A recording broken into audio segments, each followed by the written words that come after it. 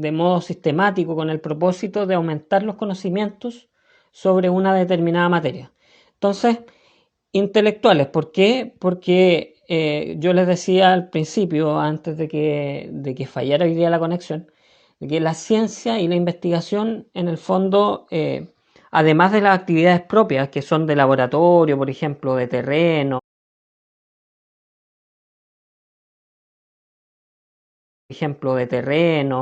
o de redacción de trabajos científicos, involucran por lo menos un 50% de actividad intelectual, que implica creatividad, implica pensar, filosofar.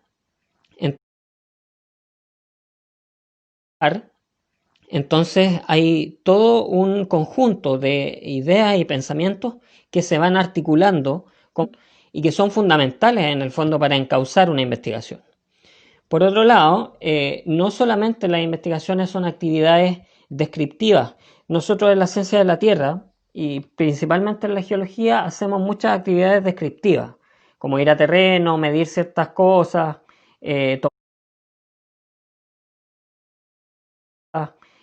tomar muestras, etcétera. Pero también hay actividades experimentales. Y en este caso, me gusta en donde se crean modelos a escala, maquetas que son en el fondo representativas de la realidad. Y todo este conjunto de actividades también son parte de la geociencia. Y usualmente no las vemos muy a menudo, pero son parte vital para entender algunos procesos, por ejemplo, los procesos sedimentarios. Y además esto requiere un enfoque sistemático, ¿cierto? Si nosotros no somos sistemáticos en la investigación, no estamos haciendo ciencia. La ciencia requiere de ser sistemático, de estar restringido, ¿cierto? A las variables a las que vamos a estudiar o de tener ciertas condiciones de control, ciertas variables fijas. Por lo tanto, si no somos sistemáticos, si no somos ordenados, no hay, no hay investigación y no hay ciencia. Y eso es importante porque luego vamos a ver algunos ejemplos. Y quizás, bueno, ahí ustedes se pueden imaginar algunas críticas que podríamos hacer a ciertas cosas, a ciertas actividades que a veces se pueden interpretar como ciencia por la comunidad en general, pero que no lo son simplemente por el hecho de que carecen de ser actividades sistemáticas. Y bueno, el fin de todo esto es aumentar los conocimientos. Y esto es súper importante porque no solamente queremos aumentar los conocimientos en el círculo científico, sino también los conocimientos en la sociedad. Además, hay una descripción que a mí no me gusta mucho, que se llama investigación básica, una definición en el fondo de la investigación, que es la investigación básica, que supuestamente implica ampliar el conocimiento científico sin perseguir en principio ninguna aplicación práctica. Y hay dos ejemplos quizás que podríamos mencionar. El ejemplo de algunos conceptos astronómicos y de la física, ¿cierto? Relacionados, por ejemplo, al estudio de agujeros negros que a simple vista parece que no tuvieran ninguna implicancia o aplicación práctica en la vida diaria. Sin embargo, gracias a estas cosas muchas veces se hacen adelantos científicos y tecnológicos que son fundamentales para la vida actual. Por lo tanto, yo ahí estoy un poco en desacuerdo con que la investigación básica sea tal cual como se la plantea en esta definición.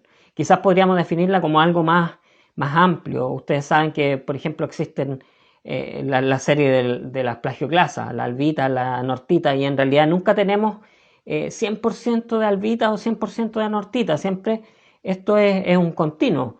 Entonces pasa lo mismo en la ciencia. Hay ciertas cosas que parece que no tuvieran tanta aplicación, pero en realidad quizás tienen menos aplicación actualmente que otras. Y un ejemplo geológico quizás sería, por ejemplo, el estudio de complejos metamórficos. En realidad, quizás muchos se preguntarán, bueno, ¿para qué nos sirve entender este tipo de cosas? Solamente para un fin científico hasta cierto punto, pero en realidad no es así. O sea, si no conociéramos ese tipo de cosas, no conoceríamos probablemente la historia geológica de nuestro país y no conoceríamos los procesos tectónicos a macroescala. Por lo tanto, todas estas cosas son importantes porque abastecen a otras partes de la ciencia para entender mejor los procesos. Acá yo muestro un poquito que la ciencia es un conjunto de conocimientos obtenidos mediante la observación y el razonamiento, como dije anteriormente, sistemáticamente estructurados, y de esto se deducen principios y leyes generales con capacidad predictiva. Eso es muy importante. La ciencia sirve para predecir fenómenos. Por ejemplo, hoy día, con la contingencia del COVID-19, ¿cierto? Hay muchos modelos matemáticos. No todos sirven de la misma forma, porque hay que pensar en las restricciones que tenemos.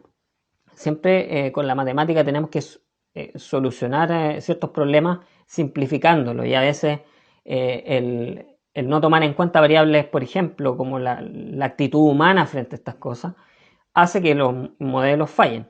Pero sin lugar a dudas somos capaces aún así de predecir ciertos fenómenos como los picos de contagio, y eso es parte de lo que hace la ciencia en el fondo, es la utilidad que tiene la ciencia.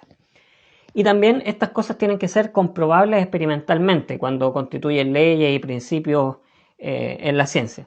Entonces, acá hay algunos ejemplos de algunos volcanólogos, en mi caso, porque es lo más cercano que les puedo mostrar. Y en la parte superior, arriba, tenemos una foto de un volcanólogo que está trabajando con magmas creados en laboratorio para comprender sus condiciones termodinámicas. Entonces, este es un científico más parecido al científico que nosotros vemos usualmente en las películas, ¿cierto? El que está con un traje o con instrumentos raros. Sin embargo, también tenemos al otro volcanólogo que está al lado de una erupción volcánica, en este caso medio despeinado, ¿cierto? Relajado. Él es uno de los profesores de mi equipo acá en la U de Manchester, Mike Barton. Y además está esta parte de la ciencia en donde la conectamos con el desarrollo y la innovación. Y hay una imagen abajo de una cámara infrarroja que se utiliza para monitorear las plumas volcánicas. Entonces, la ciencia básica, entre comillas, más la ciencia aplicada, es decir, por ejemplo, la ciencia básica en el caso de la imagen de la termodinámica de magmas, conectada con la ciencia más aplicada de estar monitoreando una erupción, más todo el razonamiento y las leyes que rigen todas estas cosas, producen la creación de ciertos instrumentos que sirven para monitorear y predecir ciertas cosas. Entonces eso es parte de lo que hace la ciencia. Si no hiciéramos ciencia y si la ciencia fuera tan básica como pensamos, no tendríamos, por ejemplo, esta transmisión hoy día en vivo a través de Instagram. Pensemos que cuando el hombre fue a la luna, a finales de los 60, se utilizó la tecnología para transmitir información como nunca antes se había hecho, ¿cierto? Desde la Tierra hacia su satélite natural y viceversa. Entonces, claro, podemos pensar que ciencia básica es mandar al hombre a la luna a pasearse, en el fondo a poner una bandera, a tomar muestras, pero en realidad no es tan básico. Fíjense que si el hombre no hubiera ido a la luna, no tendríamos la mayoría de las tecnologías que tenemos hoy día. Ni siquiera quizás el Internet, porque todas estas cosas son parte de esos saltos cuantitativos en el desarrollo de la ciencia. Entonces, una vez dicho eso, vamos a mirar el ciclo de la investigación. Y el ciclo de la investigación parte con el conocimiento, y esto es súper importante, parte con el conocimiento. Luego de eso, tomamos el conocimiento y nos planteamos alguna pregunta de investigación, realizamos análisis, colectamos datos, y luego de eso establecemos ciertos hechos. No estoy hablando de leyes ni de principios globales de ciertas cosas, de fenómenos naturales, sino que establecemos hechos que son mucho más chiquititos y son mucho más puntuales. Y luego de eso podemos obviamente poner en práctica estos conocimientos, podemos testearlos varias veces y en algún caso podemos desarrollar cosas o invenciones a partir de eso, si es que tenemos obviamente el apoyo o el support que dice acá necesario, que en el fondo son los recursos. Y acá hay una pequeña imagen de alguien mirando, ¿cierto? Alguien haciendo, por así decirlo, un proceso cognitivo, quizás descubriendo algo, y está encima de unos libros. Y eso es porque para llegar a realizar este tipo de cosas necesitamos un conocimiento previo. Entonces, como decía quizás Albert Einstein, él o la gente que hace ciencia no necesariamente necesita talentos especiales, solamente necesita ser apasionada y curiosa, que es lo más importante, la pasión y la curiosidad. Entonces, para partir haciendo ciencia a un nivel de pregrado, necesitamos básicamente conocimiento, y un conocimiento básico. Por lo tanto, no es llegar y ponerse a investigar cualquier cosa. Primero tengo que saber qué es mi objeto de estudio. Por ejemplo, si yo quiero estudiar una secuencia sedimentaria, idealmente debería, si es que no he aprendido siquiera de sedimentología o de estratigrafía, debería aprender eso primero. Y no necesariamente aprender más que eso en una etapa inicial, sino que con este tipo de conocimiento se puede ir construyendo ya preguntas de investigación y se puede ir construyendo metodología y problemática, pero siempre con un contexto que requiere un esfuerzo más colectivo. Vamos a ver algunos ejemplos. La gente que recién ha entrado a la carrera puede tener mucha curiosidad quizás y a lo mejor le faltan todavía algunos conocimientos. Y una forma positiva de acercarse a esos conocimientos y acercarse a preguntas de investigación muchas veces es asistir a los congresos geológicos. No solamente el Congreso Geológico chileno, en realidad hay muchos congresos de geociencias que se están impartiendo anualmente. Ahora con la realidad que estamos viviendo, muchos de ellos son en línea y tenemos la posibilidad también de consultar a las personas que exponen ciertos temas y a mostrar nuestras inquietudes y en función de eso ir también enriqueciéndonos y aprendiendo cosas que quizás en una malla de geología normal no lo podríamos haber aprendido. Hay que tener claro que obviamente los conocimientos que se imparten en la docencia de pregrado son limitados.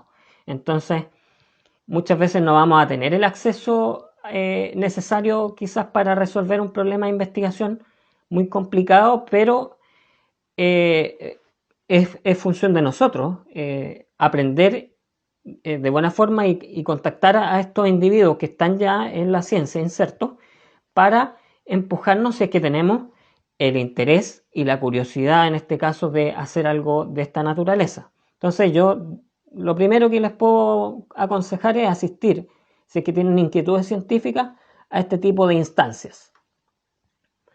Lo segundo, como les decía, conocimiento. Conocimiento básico, al menos saber si es que van a hacer una investigación de geología, al menos saber algo para basarse sobre ese tipo de fenómeno o proceso.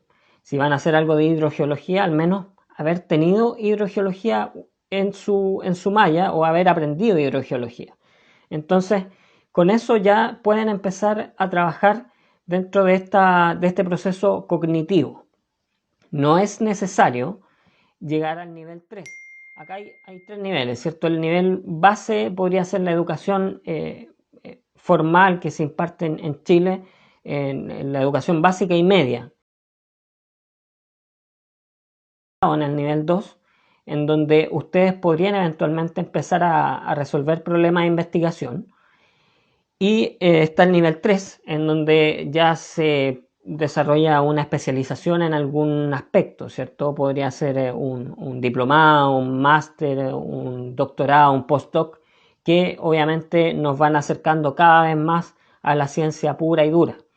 Pero no es necesario empezar en el nivel 3.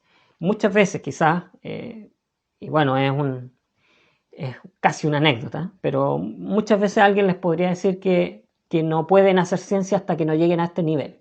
Eso es mentira. En realidad, si ustedes quieren, ustedes pueden, pero para eso necesitan también una red de apoyo y es lo que vamos a ir viendo enseguida. Entonces, primero, yo aprendí de algo. Me encanta, no sé, conocer, o me encanta la geoquímica, y me encanta la geoquímica de rocas ígneas. Entonces, yo aprendí, ¿cierto? Tuve un curso de eso y me quedaron dudas. Y lo conversé con mis profesores, y aún así me gusta, no sé, de las rocas ígneas me gusta cierto complejo cierto complejo intrusivo que hay en cierto lugar cerca de donde yo vivo. Entonces, ahí ya empecé a restringir el conocimiento. Y con eso vamos armando una pregunta de investigación que se puede transformar en una investigación formal, ¿cierto? Partimos de algo amplio como un curso de geoquímica, luego lo enfocamos hacia las cosas que nos gustan y posteriormente hacia cosas más cercanas que tenemos a nuestro alrededor o que siempre nos han causado curiosidad. Para que una investigación sea buena, necesita una buena pregunta de investigación. Y eso requiere de enfoque, de que la pregunta sea investigable, de que sea factible realizar la investigación, de que sea una pregunta específica, de que sea una pregunta compleja. Esto no siempre es tan necesario, pero muchas veces le da mucho valor a nuestra investigación, y sobre todo que sea relevante. De no hacemos ciencia de lo absurdo. Entonces, no podemos partir pensando que queremos estudiar, por ejemplo, la geología del sur de Chile. Eso no tiene sentido como pregunta de investigación porque es demasiado amplio. Entonces tenemos que restringirlo. Sonaría mejor, por ejemplo, estudiar la geología o quizás la profundidad de emplazamiento, por dar un ejemplo, de los granitoides de Cochamó. Eso es mucho más específico y resuelve una pregunta de investigación mucho más puntual que decir quiero estudiar todo. ¿Por qué no se puede estudiar todo? Porque es inviable, porque no hay recursos, porque no es solamente porque sea muy grande, sino que no hay capacidad técnica para realizar una investigación de ese tipo. Entonces, siempre debemos focalizarnos, tratar de abarcar problemas específicos. Otra cosa, y aquí voy a jugar un poco con estas cuestiones que puse, pero que el sujeto sea investigable. Y aquí quiero detenerme y explicarles por qué algunas cosas no necesariamente no son ciertas, pero no son investigables. Una roca, una muestra, un cuerpo rocoso es investigable porque podemos hacer análisis químicos, podemos hacer cortes transparentes, podemos meterlo a una microsonda quizás y establecer condiciones de presión-temperatura, podemos ver su densidad, su masa, su volumen, incluso hacer ensayos geotécnicos, etc. Hay muchas cosas que podemos hacer en base solamente a una muestra de mano y en base, bueno, a una gran cantidad de muestras de mano. Estoy solamente mostrando un ejemplo. Pero hay otros sujetos que no son investigables realmente, y esto pasa en la realidad. Por ejemplo, un ovni. Todos hemos escuchado que existen los ovnis o que no sé qué cosa. Bueno, eso es parte de lo que uno puede creer o no. ¿Cuál es el problema en este tipo de cosas? Que no existe la evidencia. ¿Y por qué no existe la evidencia contundente? Porque no hay una metodología sistemática para estudiarlo. Por ejemplo, si ustedes se propusieran estudiar ovnis, ¿cómo hacemos o cómo predecimos cuándo va a aparecer un ovni para estudiarlo? ¿Y cómo sabemos con qué metodología abordarlo si no sabemos ni siquiera qué son?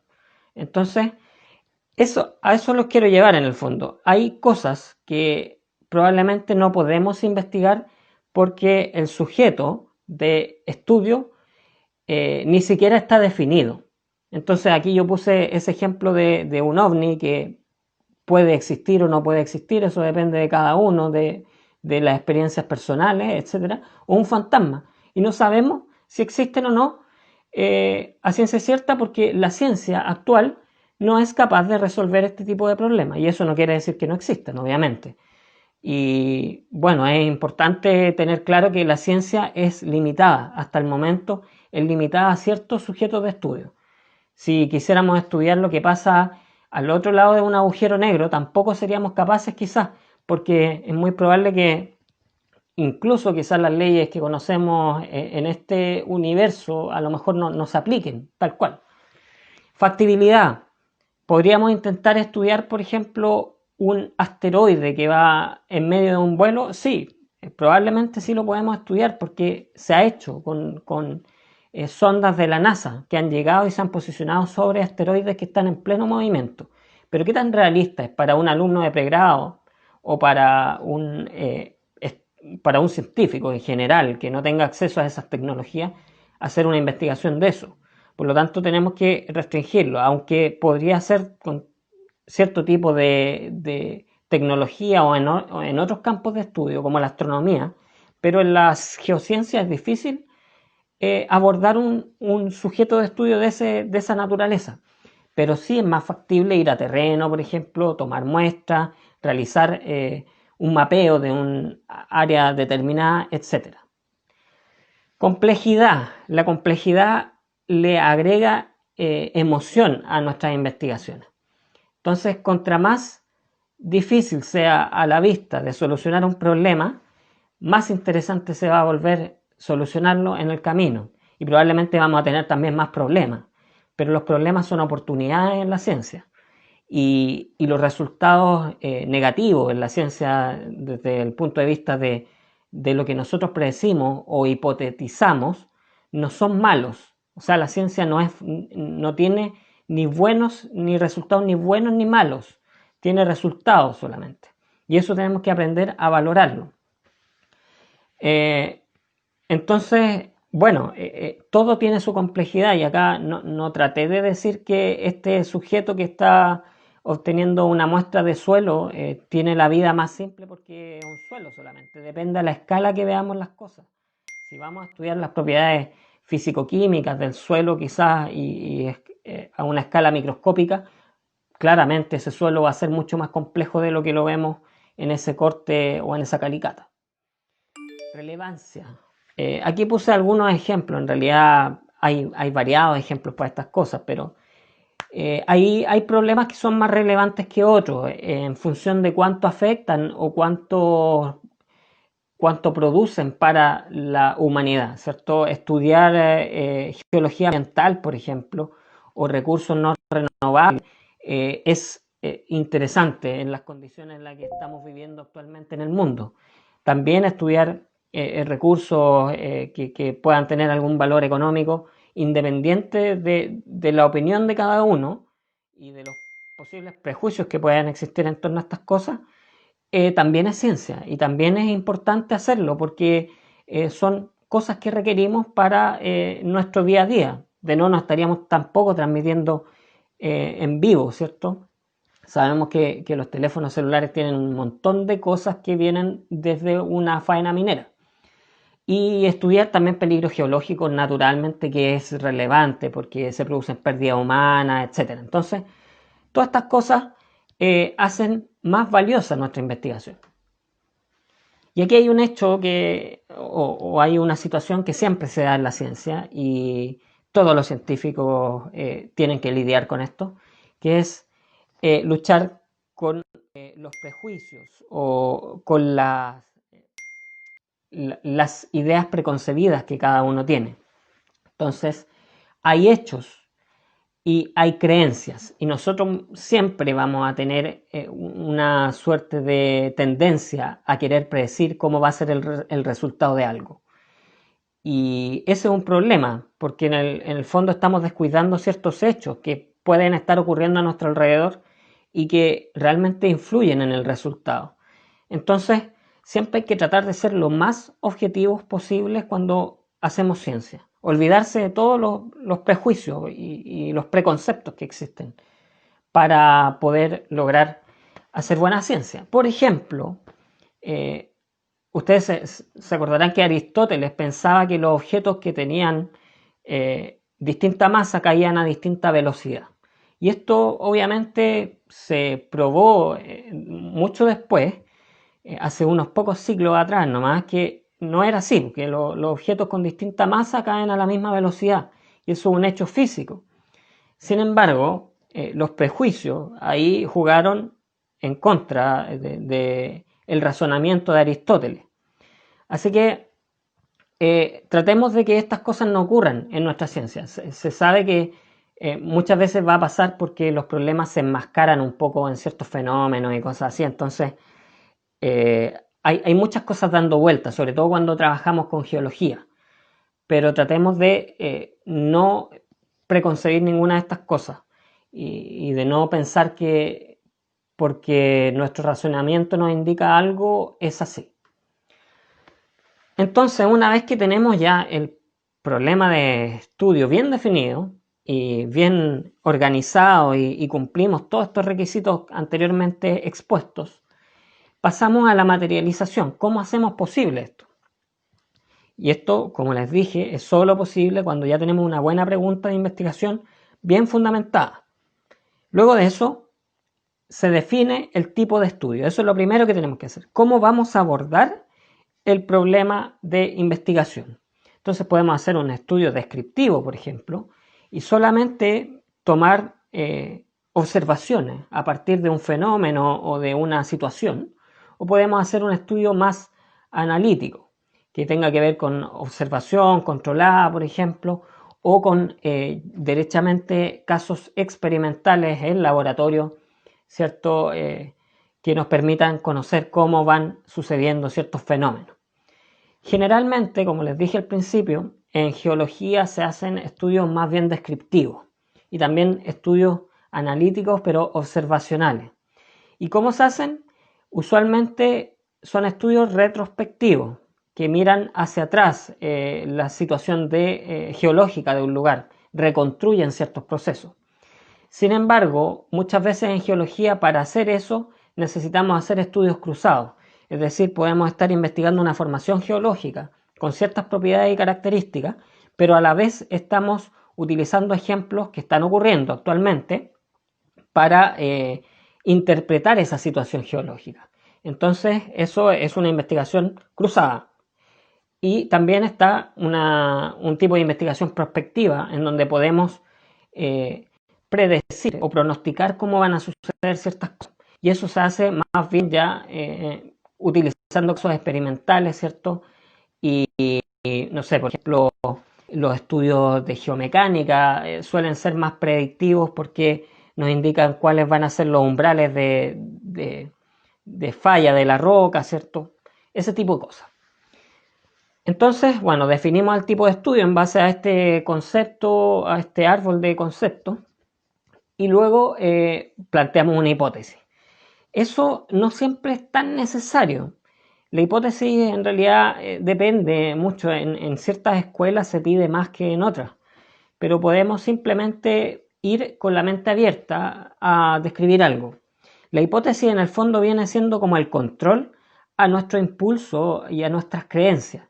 Es decir, nosotros pensamos que algo va a pasar así y para mantenernos atentos a que eso no se convierta en el resultado forzado de nuestro estudio, lo ponemos como una hipótesis. Entonces decimos, bueno, yo creo o pensamos que esto se va a dar de tal y tal forma, de manera de estar siempre pendientes de esa variable. A ver, ¿está sucediendo como predecíamos o no? Porque de lo contrario quizás podemos olvidarnos de esas ideas preconcebidas y pasarnos directamente a la falacia, ya a interpretar cosas que no son. Y hay que tener un plan de trabajo, siempre hay que tener un plan de trabajo para investigar y una metodología definida. La metodología se define en una etapa posterior, cuando ya tenemos algo más de conocimiento sobre el objeto de estudio. Y una cosa muy importante, incluir colaboradores, que es vital en ciencia. Y también se requiere una estrategia de financiación, porque no podemos olvidarnos de que todos necesitamos recursos para hacer ciencia. De lo contrario, es muy difícil. Y antes de tener todo esto claro y tener todo esto finiquitado, también debemos pensar en cuáles van a ser los productos que vamos a generar con nuestra investigación científica. Entonces, desde la pregunta de investigación y pensando en cómo vamos a resolver nuestro problema, pasamos a un trabajo teórico, a un marco teórico. Y en el marco teórico lo que hacemos es, si nosotros sabíamos de estratigrafía y sedimentología, por ejemplo, para resolver una historia de una cuenca.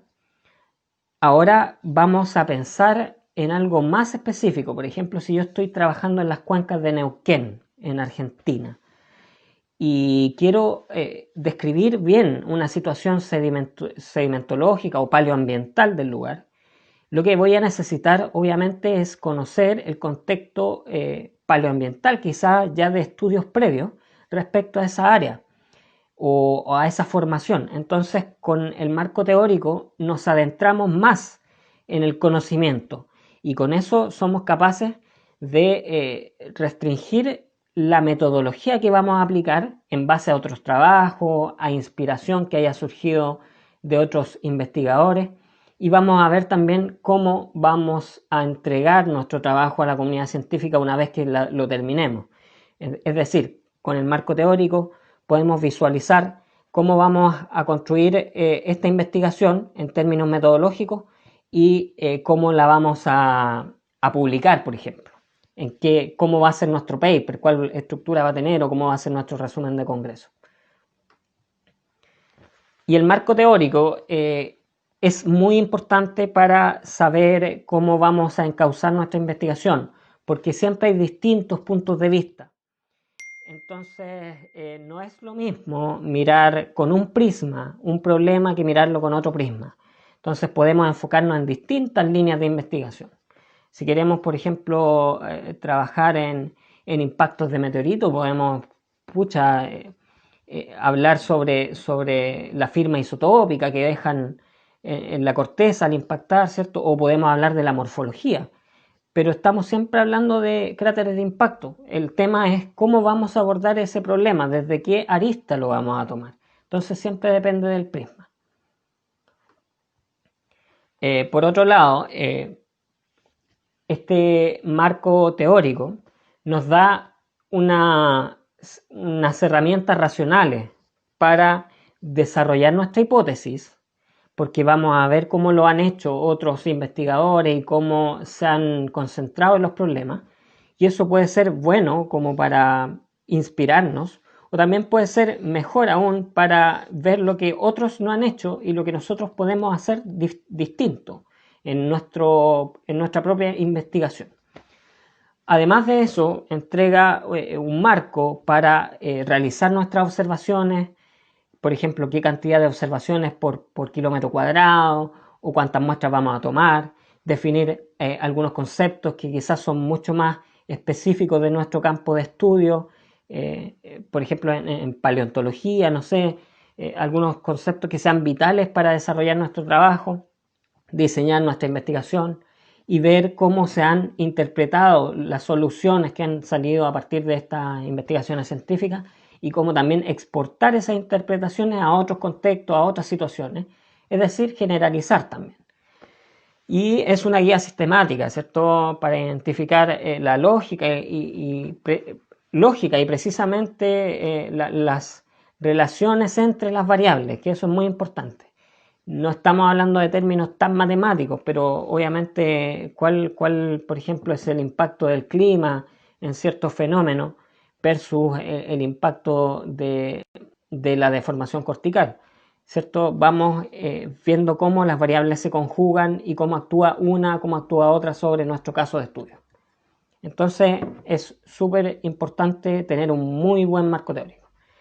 Y para realizar un buen marco teórico, tenemos ciertas herramientas. Por ejemplo, aquí las pueden anotar, quizás son una muy buena es Google Scholar, que nos permite buscar papers, buscar investigaciones que están saliendo día tras día y encontrar una lista bastante densa de material respecto a nuestros problemas de estudio. Con eso ya podemos empezar a buscar qué vamos a utilizar para nuestro marco teórico. También está Microsoft Academic, que también es un buscador similar. ResearchGate, que es muy nuevo y se caracteriza además porque cuando nosotros no tenemos acceso a una IP con posibilidad de descargar papers, podemos solicitarle los papers a los investigadores directamente. Es el Facebook de la investigación científica.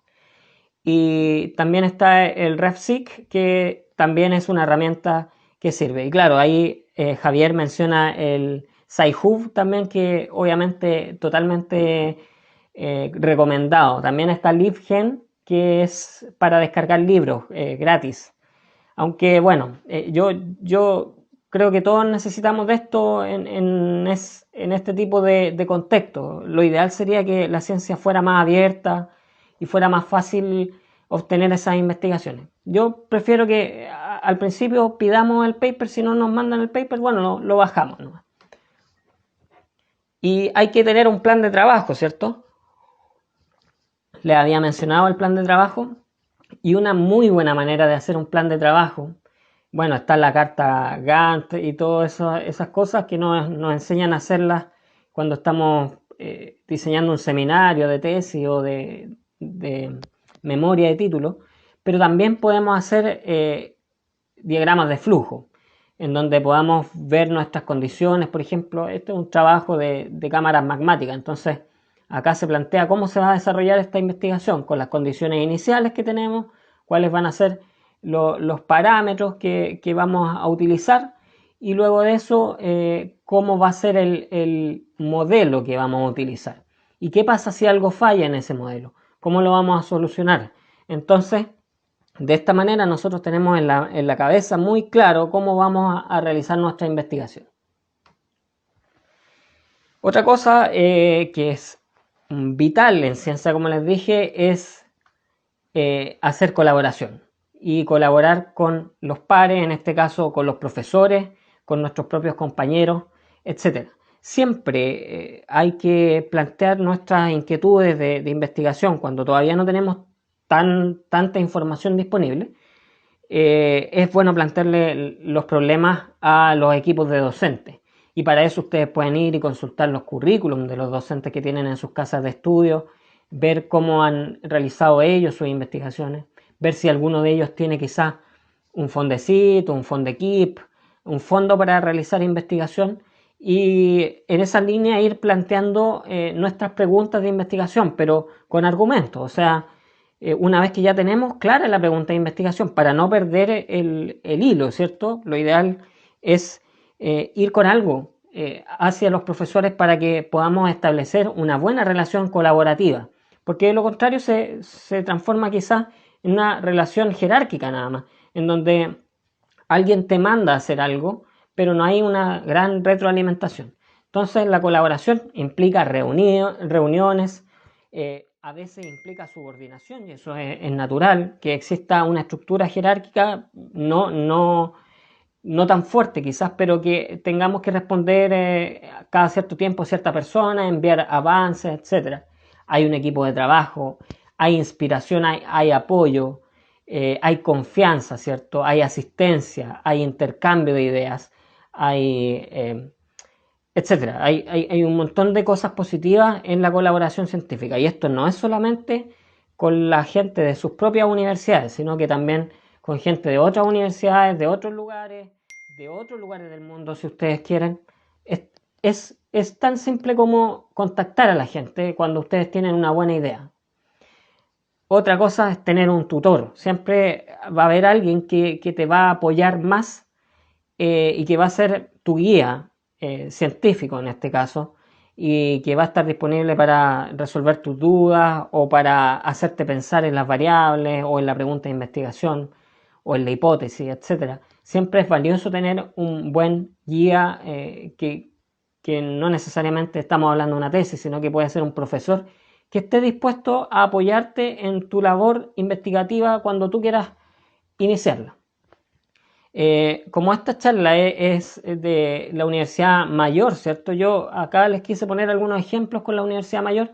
Si ustedes entran a la página de la universidad y en el área de Vicerrectoría de Investigación, ustedes van a encontrar mucha información respecto a los laboratorios, centros de investigación, personas que realizan investigación, los proyectos vigentes en la universidad, los fondos que existen, etc. Entonces, una buena aproximación para empezar a visualizar los recursos que vamos a tener o que podríamos solicitar para investigar es mirar estas plataformas y llegar con una idea clara. Es decir, si ustedes van a hablar con un profesor y tienen ya una pregunta de investigación y quieren su apoyo y su tutela, bueno, también le pueden plantear, bueno, yo sé que existe esto, que existe esta dependencia, ¿cómo podemos hablar con esa persona encargada? ¿Qué se requiere? ¿Cuántos fondos se requieren para hacer esta investigación? Es posible que si esta persona trabaja y colabora con nosotros, esto sea financiado por los recursos existentes. Ese tipo de cosas las podemos ir solucionando conversando. Yo eso es lo que le estoy planteando, más allá de ganarse un Fondesit, que es súper difícil. Optemos por la ciencia más de casa, más iniciándonos en ciencia, ¿cierto? Tratando de obtener estos apoyos. Otra cosa que hay en la página de la U son los fondos de emprendimiento estudiantil, por ejemplo, y estas cosas que siempre existen en todas las universidades. Entonces, quizás ya están los recursos para hacer ciencia y ustedes solamente tienen que ver la forma en la que redactan un proyecto y lo piden, siempre basándose, ¿cierto?, en una buena pregunta de investigación, como les decía. Y obviamente están los recursos más grandes que son a nivel estatal y concursos también respecto a la divulgación de las ciencias principalmente, ya que los Fondesit, por ejemplo, no los pueden optar los estudiantes en sí, porque requieren una trayectoria académica ya bastante extensa, pero, y bueno, grados también académicos numerosos, pero muchos de estos investigadores, como les comentaba, profesores quizás de sus departamentos, a lo mejor alguno de ellos ya tiene un proyecto, entonces es más simple el problema. Podemos, quizás conversando y tratando de llegar a un acuerdo, utilizar ciertos fondos para poder hacer una pequeña investigación en función de lo que se pueda realizar. Siempre teniendo en cuenta el producto que vamos a generar. Y el producto en este caso puede ser una tesis, puede ser un trabajo de congreso, puede ser un paper de divulgación, pueden ser varias cosas. Pero lo más importante es que cualquiera de esos trabajos, como estamos hablando en un marco, en un contexto académico, investigativo y científico, deben contar con una cierta estructura y una cierta forma de escribir.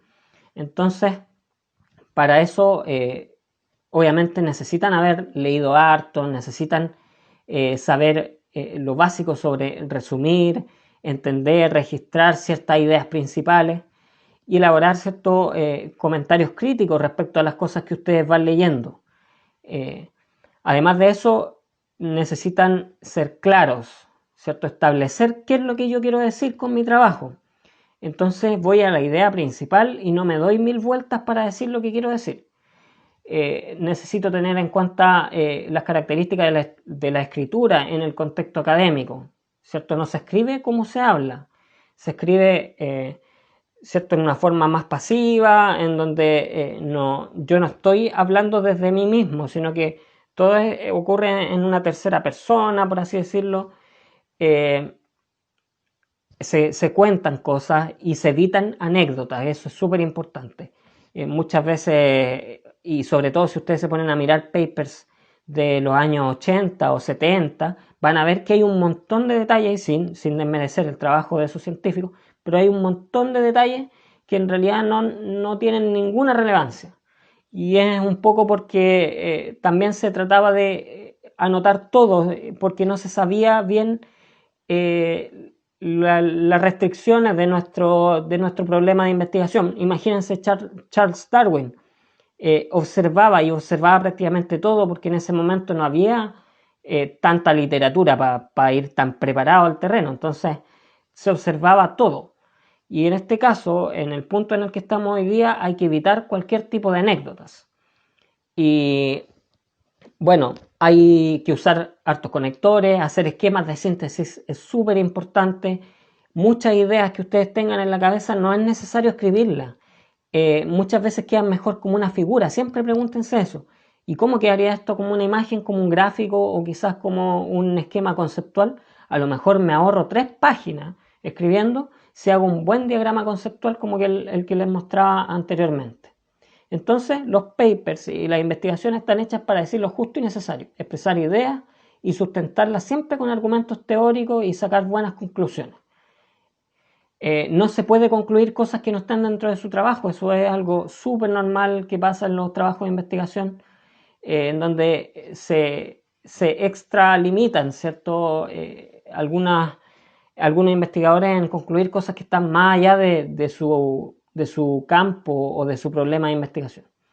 Y hay una foto acá de un árbitro. ¿Por qué? Porque siempre es necesario el arbitraje y nunca se preocupen por esto, porque los árbitros suelen fijarse en todos estos conceptos que vimos anteriormente para destruir de forma objetiva su trabajo. Y eso va a pasar.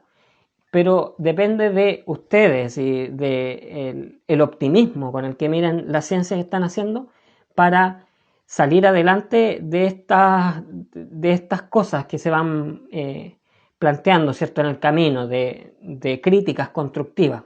Yo la verdad es que siempre he tenido críticas constructivas, creo, en los trabajos que he hecho. Nunca me ha tocado a alguien que sea tendencioso, que porque te tiene mala solamente te quiere decir algo de forma pesada, por así decirlo, dentro de una revisión académica, para nada.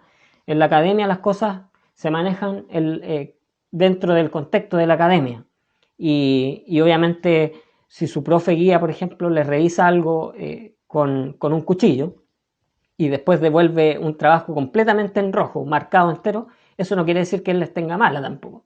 En el fondo está siendo estricto y está bien. Pero además esta foto del árbitro lo que quiere mostrarnos es que no hay mejor árbitro que nosotros mismos. Y ustedes tienen que acostumbrarse a ser sus propios árbitros cuando trabajan en ciencia.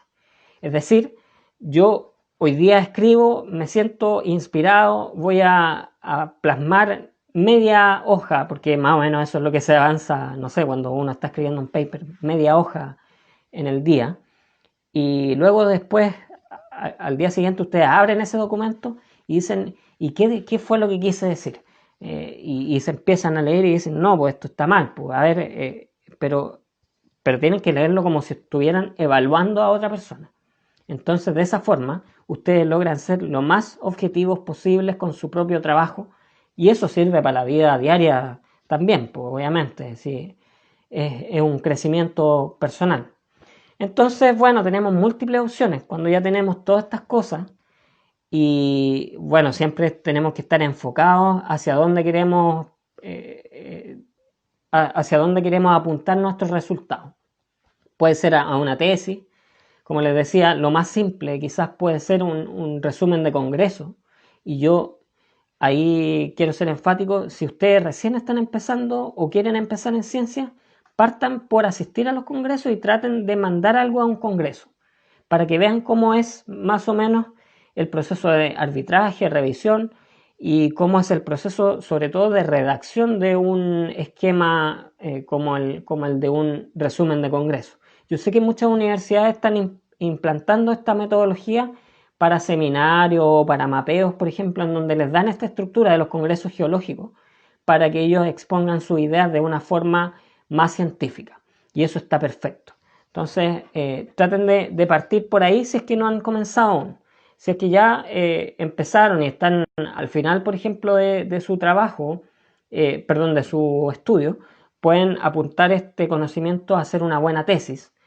Y además pueden hacer un paper, quizás convertir una tesis en un paper no es un trabajo tan grande. Y si es que ya realmente quieren dedicarse a esto, pueden pensar en escribir bastantes papers y no es tan complicado. Ahora están los papers que son netamente académicos, revistas científicas indexadas, importantes, y están los papers que son más amplios, como Ciencia Hoy. Esta es una revista argentina, ojalá la puedan ver, que en el fondo baja la información científica hacia la comunidad en general. Entonces, ahí hay un desafío doble. Quiero decir algo técnico y quiero mostrar el conocimiento científico, pero a través de palabras simples. Y eso es súper interesante, un buen ejercicio y pueden partir por leer ese tipo de cosas y ojalá algún día apuntar a eso también, porque estos papers académicos quedan solamente en la academia, casi siempre.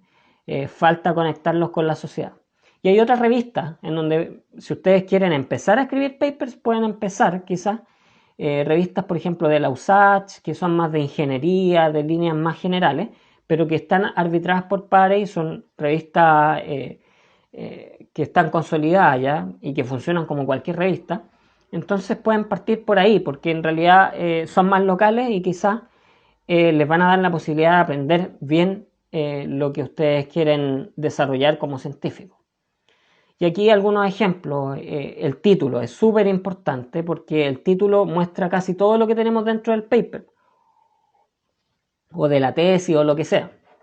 Entonces, por ejemplo, acá habla de un modelo numérico de la dinámica de fluido y de la diferenciación magmática que es dependiente del tiempo en una cámara magmática basáltica.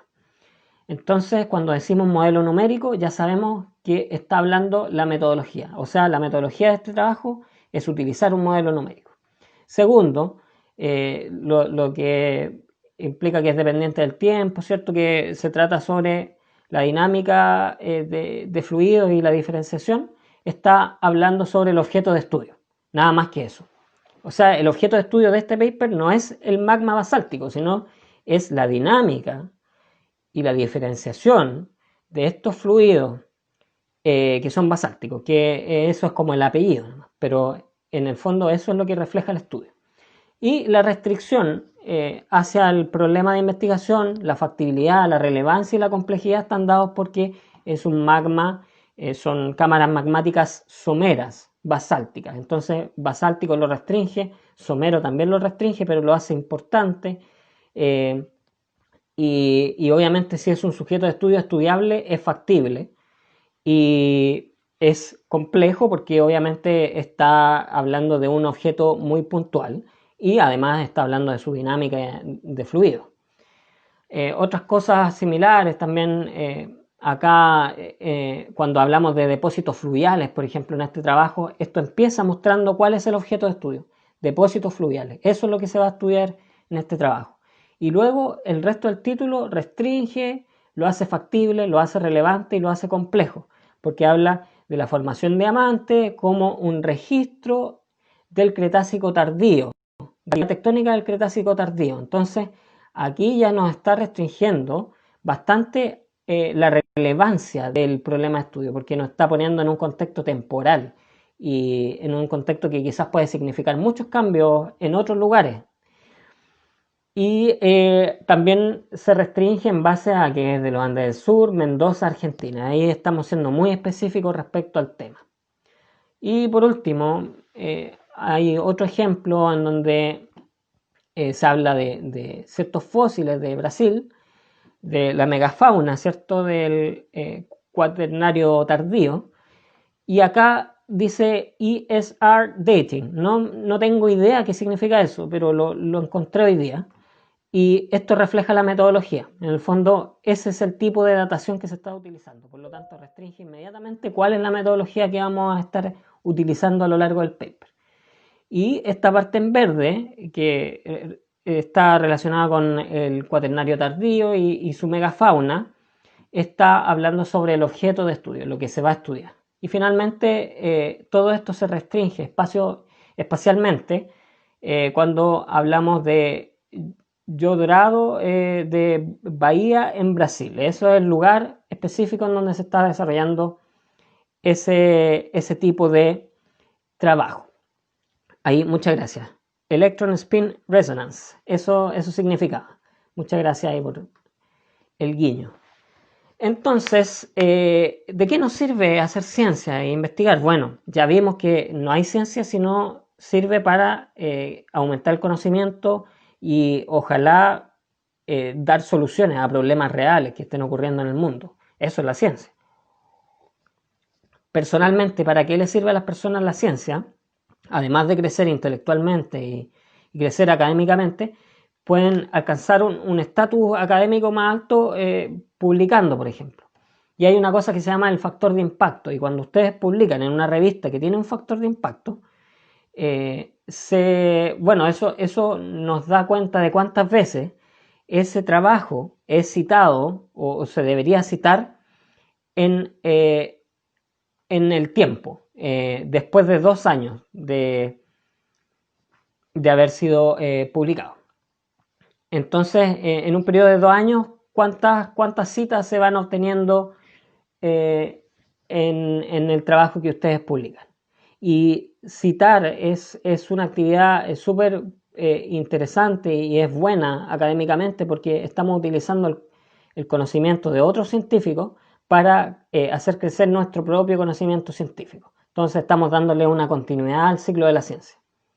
Hay otro factor que es el índice H, que es menos conocido, que es solamente creo de Google Scholar, pero en el fondo lo que nos dice es el H, el índice H es un número que implica la cantidad de H artículos que se